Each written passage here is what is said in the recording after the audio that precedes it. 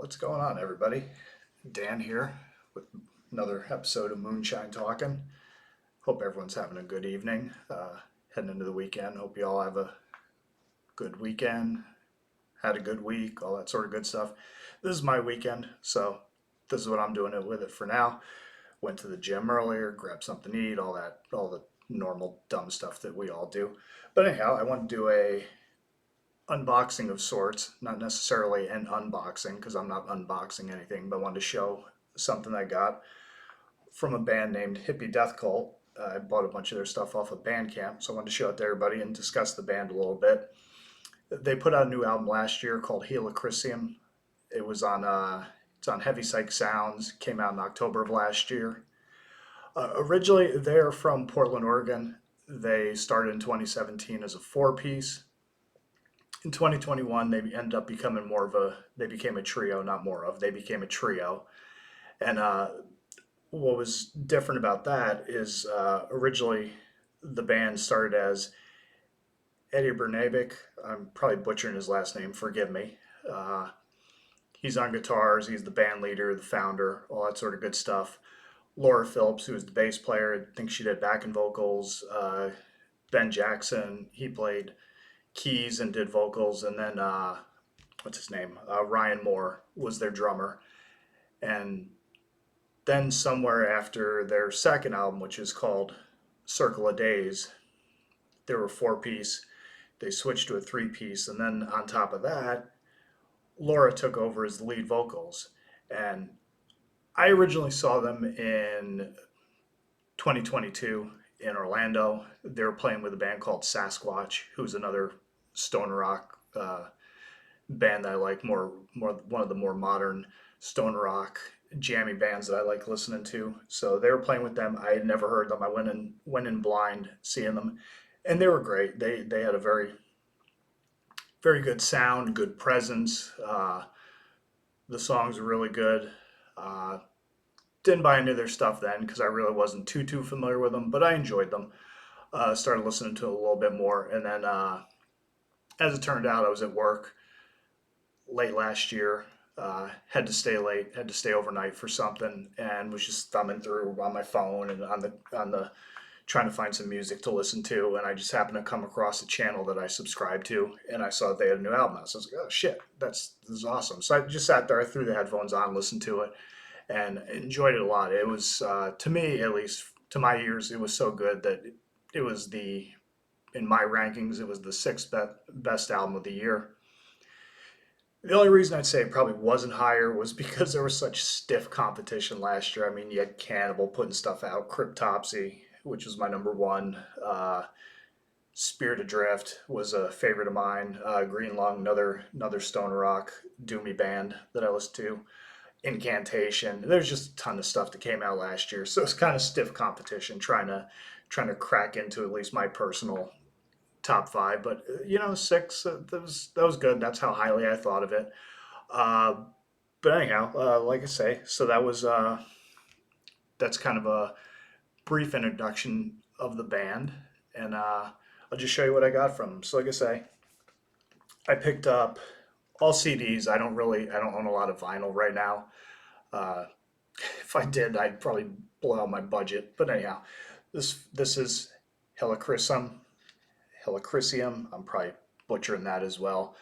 That's their newest album, and it's tremendous. I mean, as far as the songs on it, there's seven tracks, and the best one by and large to me is Shadows. That's the second track on it. That's just a killer.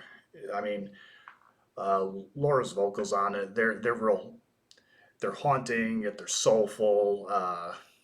There's times on the album where they're very melancholic, and it's just, I mean, really good. The rhythm section, the bass and the drums together, they're just thundering throughout the whole thing. Lots of riffs. Eddie Bernabik, he's got a very Iommi-esque style of lead when he does his solos and all that sort of stuff.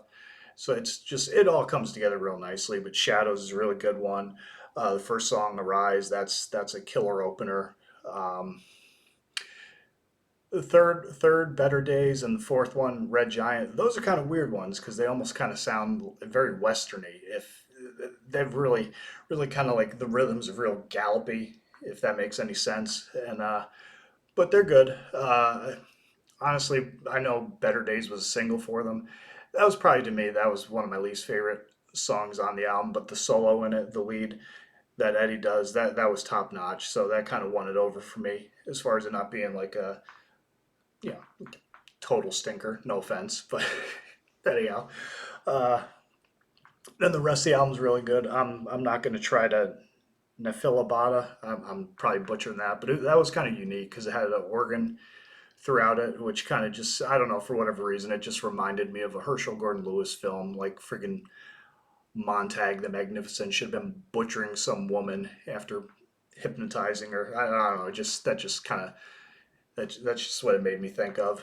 But anyhow, that's, if you haven't heard this one, I'd pick it up. It's very good. You won't be disappointed. Definitely gets the moonshine seal of approval. Then I got Circle of Days, which was their second album. And this one was really good. I'll be honest, I was listening to it, but it was more of like background music at the time. I had a lot of stuff. I was doing other stuff, like work related stuff and things like that. So I couldn't really like focus on the songs and the music and the melodies and all that sort of stuff. But I'm gonna go back and listen to it. It was good. I didn't really focus on it too much. And then this one here, 111 or 111. This is their first album, their debut. It's really good as far as some of the standout tracks on it. Pigs, Black Snake, Breeder's Curse. It's good. It's a different. It's different because you see like the evolution of the band. Like you say, is it's it's unique because you go from having a male vocalist and keyboards and in the mix pretty heavily to now you've got a female vocalist and it's more of a power trio. So it's a definite change of pace, a definite change of style. But I like the new band much better. It's just, no offense to Ben Jackson, but you kind of get to a point where it's like garden variety, like you hear enough stone rock and doom metal and stuff like that, and some of it starts to bleed together when you hear enough bands, and it just sounds like it's good, but it's garden variety, and with her taking the lead on the vocals, she's got a unique presentation, and seeing them live, she's got like good stage presence, and there's a couple times when she does some of the older tunes and there's screams in the middle of it. She just gets like this crazy. Had this crazed look on her face. I was like, Jesus, this chick's nuts, but it's fantastic, and I enjoyed it. Uh, so yeah, so it's kind of cool. And I should backtrack a little bit and say that Hella Chrism's the first one that she does all the. They've actually recorded an album with her on vocals, and then they switched out Ryan Moore and brought in a guy named Harry Silvers as the drummer. So it's other than the band leader and Laura, it's pretty much a different band from when they first started. But it's good, like I say. And then this is kind of cool. They sent me a copy of they did a split with a band called High Reaper, and this was pretty cool. It's called Doom Sessions. I'll just show it to you. It's kind of neat. You get to see some of the artwork and stuff like that. It's really cool. Almost kind of that's the sort of thing you should have on vinyl, just because it's kind of kick ass. But this was a really good one. And I'm going to go back and I'll show you some of the interior sleeves on this one, on the new one. It's very very cool. A lot of neat little artwork. I should probably take that out so you can see the rest of it. Yeah, take a look at that. That's pretty badass. That stuff should wind up on a shirt or something, or poster, banner, or something or other. But yeah, that's that. I mean, I was kind of pleasantly surprised by that they gave me that. I mean, they didn't have to. I certainly, if any of you happen to see this video, I appreciate it. And on top of that, it did stop there. They gave me a beer koozie. Check that out. It's got, I think that's Laura's eye on there, I would imagine. And they gave me a few stickers. They gave me 1, 2, and their logo for 3. So that was really cool. I mean, I wasn't expecting any of that. And obviously, I mean, you know, I bought the shirt too, so that was really cool. So I had to sport this while I was doing the video. But yeah, that was they're a good band. I'm hoping that they come through Florida again this time with either maybe do a small headlining thing or link up with another band or two. That'd be tremendous. But if you've never heard them before, Hippie Death Cult, they're an awesome band out of Portland. More stoner rock, psychedelic, uh, retro feel to them. They're tremendous. If you're into that sort of thing, which I am, uh, then yeah, check it out. You'll enjoy it. I promise you'll enjoy it. I'm not going to steer you wrong on that. And yeah, it was pretty cool. So that was my unboxing vid for the day. If you like the content, like, share, and subscribe. Do all that stuff. Comment below. Tell me what you thought of the band. If you ever heard of them. If you're gonna listen to them. Any of that stuff. Yeah, that's pretty much it as far as that goes. I got a couple more things cooked up in the works. I'm actually gonna do coming up here pretty soon. I'm gonna do an album review of the Obsessed new album. I just got that recently. Got some other stuff that I got coming in the mail, beefing up my collection and I guess my metal shopping addiction, that sort of thing.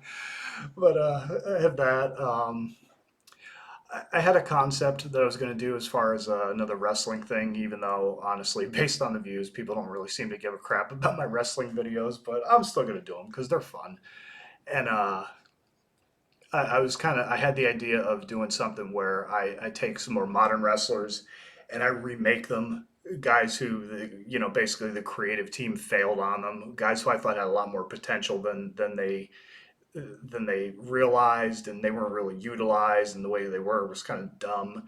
So I've been kicking that idea around, like maybe I'll do something like that, and it kind of give you an idea of like kind of creatively how a person's mind works when it comes to wrestling and how to build up a character, how to build up not so much angles or storylines, which I hate that because it sounds too cinematic, but just building up a personality to where you get people invested in them in a way that makes some sort of sense and actually makes money, draws, puts asses in seats, that sort of thing. So, like, again, just reiterating the point, it's something I'm kicking around. If anybody's interested in seeing that, certainly drop a comment down. Tell me who you might think would be a good place to start with.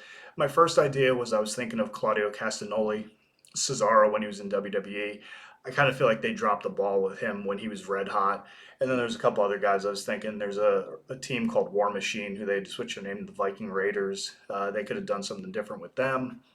A gentleman by the name of Eric Bugenhagen, who he's a YouTube personality, power lifter, all around kind of odd guy, but in a good way.